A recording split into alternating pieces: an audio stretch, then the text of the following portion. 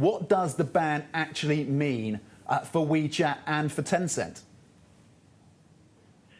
Yeah, that is the big question. So Trump issued these executive orders last week, both for TikTok and for Tencent. The TikTok executive order was a bit more expected. For Tencent and WeChat, this is a big deal. The ban was originally issued in this executive order that was phrased quite broadly. It also talked about barring American companies and people from dealing with WeChat, the messaging service, and with its parent company. Later, people familiar clarified for us that it only applies to the messaging service, which is a bit narrower, but it's still a very big deal. WeChat has more than 1 billion users. Most of those are in mainland China. It is not that popular within the United States, but it does play a central role in terms of business communications between Chinese companies and the rest of the world, and also social communications just between people who live in China and outside the world. So it's a pretty important issue for Tencent. And also, WeChat has been WeChat is primarily a messaging service, but it's used for all sorts of things, including digital payments, web browsing, etc.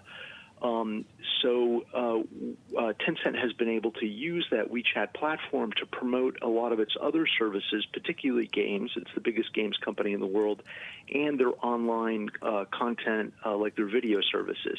So more broadly, it raises a lot of questions about how Tencent is going to continue to promote its other offerings if there's this ban on WeChat. Yeah, Peter, it's such a complex and, as you point out, comprehensive offering, and just looking at stock reaction, it seems markets are just scratching their heads still on what really this may mean monetarily for the company. The other more complex issue is the Apple story. It's caught between both sides, U.S. and China. Talk to us. What are the potential implications here for Apple? Well, the big issue for Apple, of course, has very big presence in both the U.S. And in China. In particular, this WeChat ban raises problems for Apple because the way that most iPhone owners would get WeChat is through Apple's own App Store. So if this ban applies to Apple, and by all indications it does, they would have to pull WeChat from the App Store. That means people who buy new iPhones would not be able to get WeChat on their phone.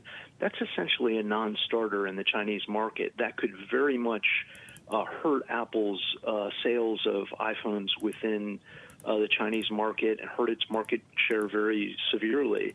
So that would be a big blow, a big setback to Apple in terms of the China market. And the China market is very important to Apple. It's the second biggest market for the company, accounting for about 20% of sales. So that would be a big setback for them if, in fact, it's applied that way.